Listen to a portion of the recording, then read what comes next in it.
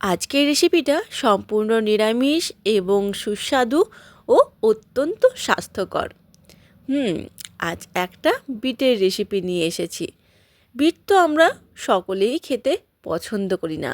সকলে মানে অধিকাংশ জনে বিটের নাম শুনলেই নাক সিটকায়। অথচ আমরা সকলেই জানি বিট আমাদের শরীরের জন্য কতটা উপকারী বা বিট সবজিটা কতটা উপকারী। তাই চলো চটপট করে দেখে নাও আমি কিভাবে বানাই আজকের এই সুস্বাদু বিট ভর্তাটা। একটা বড় সাইজের বিট নিয়েছি। বিটটাকে ছোট্ট ছোট্ট টুকরো করে কেটে পরিষ্কার করে নিয়েছি। আমি আজ বিটটাকে সেদ্ধ করব। ওই যে খেতে খুব একটা ভালো লাগে না, তার জন্য আমি ফার্স্টে বিটটাকে সেদ্ধ করে নেব। খুব বেশি না, হালকা একটু সেদ্ধ করে নেব। কুকারে আগের থেকে একটু জল গরম নিয়েছি। এই জলটা এইটুকু জলের মধ্যেই আমি বিটগুলো দিয়ে দেব। বিটটা দেওয়ার পর আমি সেটার পেস্ট করব। তাহলে বিটের যে কাঁচা গন্ধটা সেটা আর থাকবে না। আর তুমি বুঝতেই পারবে না যে এই রেসিপিটা তোমরা বিট দিয়ে বানিয়েছো। ওইদিকে আমার বিট কিন্তু সেদ্ধ হয়ে গেছে। বিটটাকে জল ঝরিয়ে ঠান্ডা হতে দিয়েছি। একটা কড়াই বসিয়ে নিয়ে দুটো শুকনো লঙ্কাকে চিড়ে দিয়ে দিয়েছি। তেল না, এই শুকনো খোলার মধ্যে শুকনো লঙ্কাগুলোকে একটু নেড়ে নেব। যখন বেশ ভালো করে একটা রং চলে আসবে তখন নামিয়ে নেব। আর এখানে কিছুটা পরিমাণ আমি তেল নিয়েছি। বিশেষ কিচ্ছু উপকরণ নেই এই রেসিপিটার জন্য। তিল, বিট আর একটু আদা। সাধারণত এটা হচ্ছে একটা ঠাকুরবাড়ির রেসিপি, তাই খেতে এত সুস্বাদু। ঠাকুরবাড়ির প্রত্যেকটা রান্নাই খেতে সুস্বাদু হয়, তাই অবশ্যই একবার ট্রাই করো। যারা বিট খেতে পছন্দ করো না তারাও করবে, আর যারা পছন্দ করো তারা তো অবশ্যই করবে।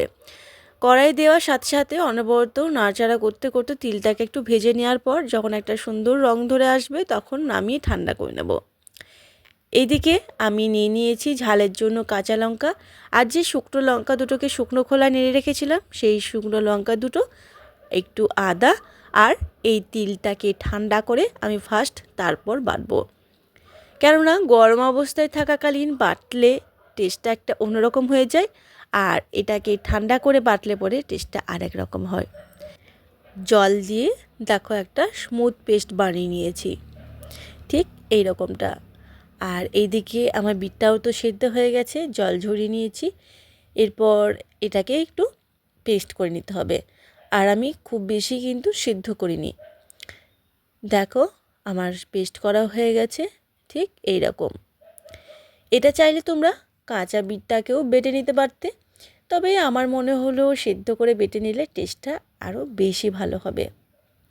কড়াই গরম করে সর্ষের তেল নিয়ে তেলটাকে বেশ ধোঁয়াটা গরম করে নিতে হবে। তারপর 1 চামচের মতন কালো জিরে দিয়ে দিতে হবে ফোড়নের জন্য। ফোড়নটাকে একটু নাড়াচাড়া করে ফোড়ন থেকে যখন একটা মিষ্টি গন্ধ বেরিয়ে আসবে তখন যে তিলের পেস্টটা বানিয়ে রেখেছিলে সেই তিলের পেস্টটা দিয়ে দেবে। তিলের পেস্টটাকে একটু নাড়াচাড়া করে নেওয়ার পর তারপর যে বিট বাটাটা সেটা অ্যাড করে নিতে হবে।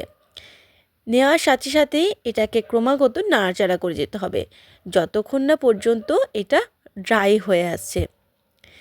একটু দলা পেকে আসবে ততক্ষণ পর্যন্ত তোমাদেরকে কিন্তু এটা একটু কষে নিতে হবে বা ভাজা ভাজা করে নিতে হবে। তার আগে স্বাদ মতন লবণ, একটু মিষ্টি, একটু হলুদের গুঁড়ো অবশ্যই দিয়ে নিতে হবে। দিয়ে নিচ্ছি স্বাদ মতন লবণ। আমি কিন্তু আগে একটুও লবণ ব্যবহার করিনি।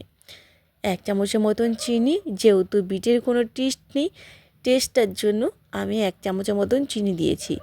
আর কালারের জন্য হলুদের গুঁড়ো দিয়েছি। ব্যাস, এবার এটাকে একটু শুকনো শুকনো করে নেওয়ার পালা। তাহলেই রেডি আমাদের বিট বাটা। এটা তোমরা ভাত অথবা রুটি যে কোনো কিছুর সাথেই তোমরা পরিবেশন করতে পারো।